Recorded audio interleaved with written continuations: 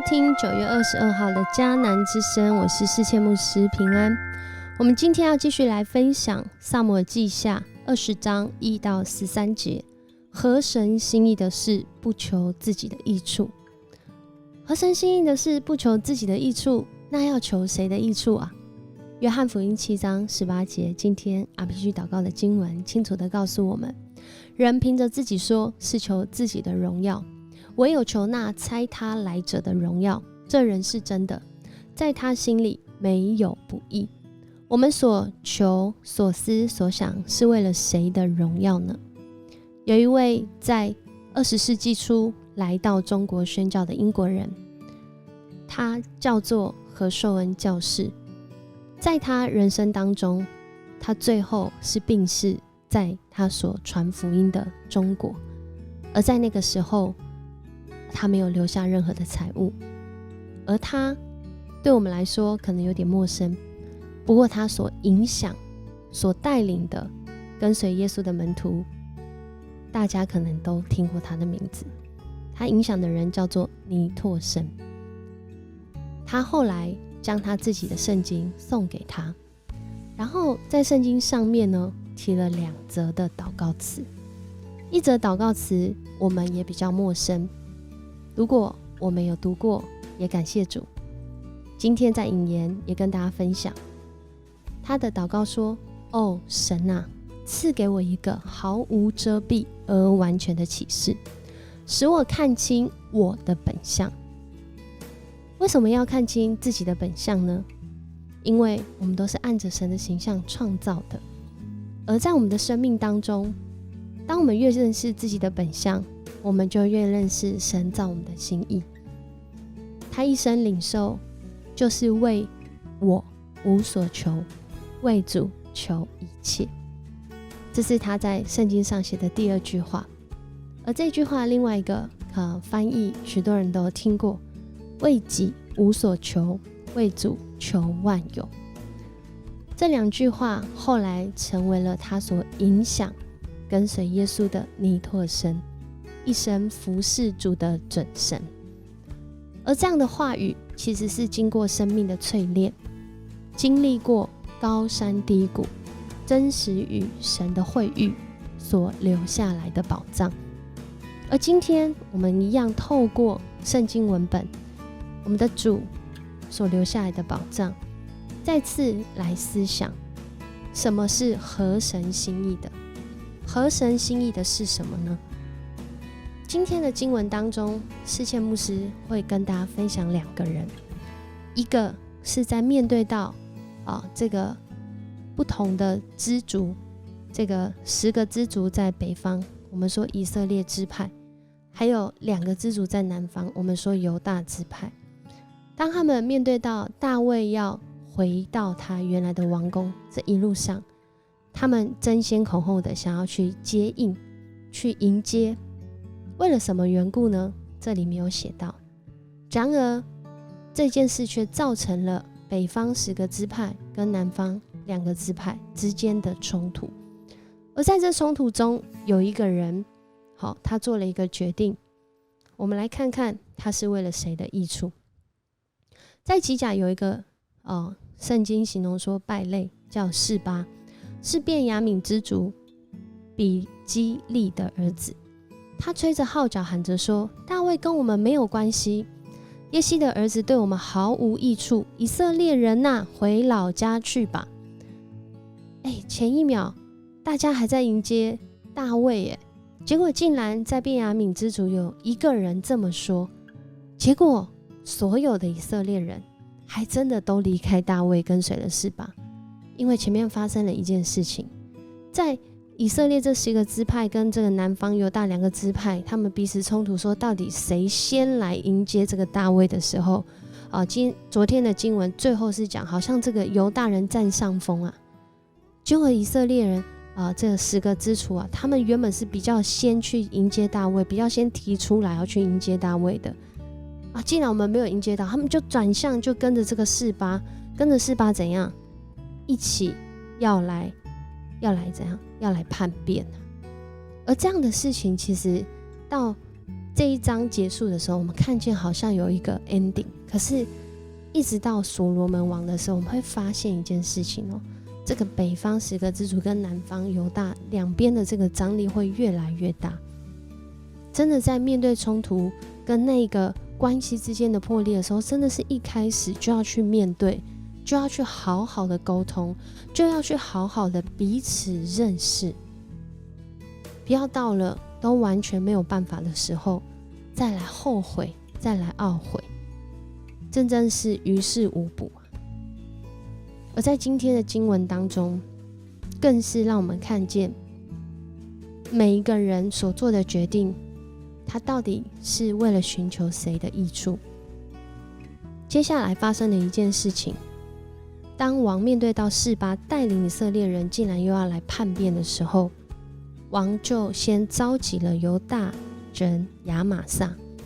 这原来是跟随押沙龙，后来王接纳他归顺在大卫王的带领当中。王对亚玛撒说，你召集犹大人在3天内跟他们回到这里来。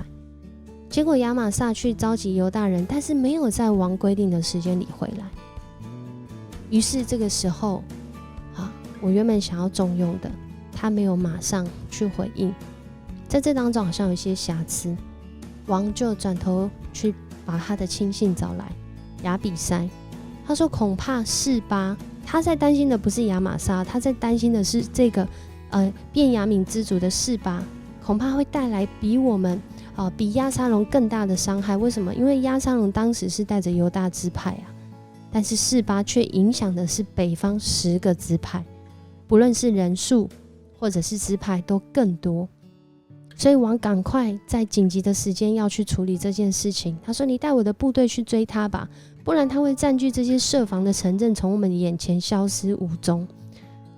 就是他会让我们没有办法这个整个情况会失去掌握，甚至会带来更大的伤害。于是约押的部队、宫廷的侍卫队和所有的勇士都跟亚比筛一起离开耶路撒冷去追赶示巴。就他们追到基遍大岩石那里的时候，亚玛撒来迎接他们。原来亚玛撒在这里，但这时候发生了一件事，约押穿着战衣，腰间佩剑，剑在鞘内。结果约押向前走的时候，他的剑从鞘内掉落。这个形容好像是一个 slow motion， 让大家看到一个穿着战衣的人正在发生一件事情。而约押对亚玛撒那时候说，朋友你好吗？就用右手握住他的胡子，要跟他亲嘴。如果我们还记得，约押跟亚玛撒其实他们是表兄弟，他们的母亲是姐妹。然而就在这个以为是见到朋友，彼此打招呼，彼此要亲嘴问好的时候，亚玛撒没有防备约押另一只手握着的剑，约押用这剑刺进他的肚子，内脏留在地上。另外版本说肠子留在地上，约押就不用再刺第2下，亚玛撒就死了。在这件事情当中，再次的来问大家，再次的来问你，请问约押这么做是为了谁的好处？如果我们从经文的脉络当中来看，约押其实已经是第3次在一个不清不楚的状况中，或者在一个不被允许的情况下，甚至明令禁止的状态下，他一而再再而三的违反了大卫他的本意，违反了大卫，甚至大卫明明的就说不要伤害那少年人押沙龙，他还是杀了押沙龙，他杀了押尼尔，他杀了亚玛撒，然后继续和他的弟弟亚比筛去追赶示巴。那个当下可以理解的是，全部的人大概都呆住了。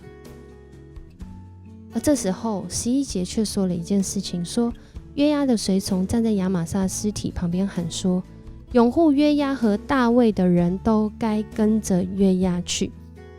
然后亚玛撒的情况就是尸体沾满了血，另外版本说他滚在血中，可能那真的是一个很惨不忍睹的画面。